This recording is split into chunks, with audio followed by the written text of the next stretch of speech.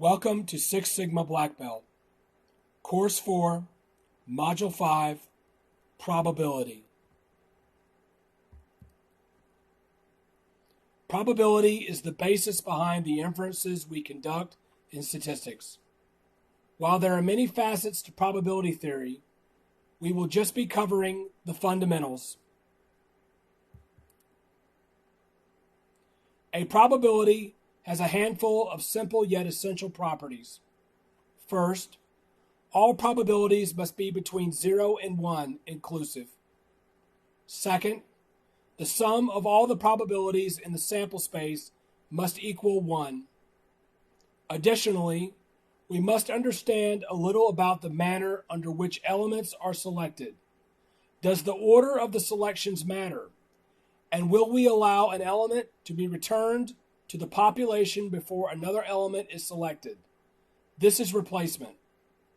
Order and replacement can greatly influence our resulting probability. Finally, make sure to pay close attention to key phrases like at least, at most, more than, and less than. There are many more to consider. So often we focus only on the number and not on the words that immediately precede the number. Our interpretation of these phrases will also impact our result.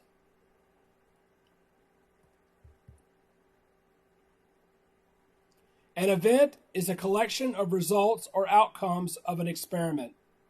A simple event is an outcome or of an event that cannot be further broken down into simpler components. An example of an event would be having two children. This can be boy-boy, boy-girl, girl-boy, or girl-girl.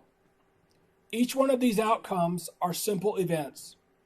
The probability of an event is the ratio of the number of times the event occurred over the number of times the experiment is repeated. Compound events are formed by a composition of two or more events. Some examples would be rolling a die and drawing a queen from a deck of cards, flipping a coin twice, selecting a blue chip, and then selecting a red chip. We have some important probability rules to help us calculate probabilities of compound events. We will discuss these later.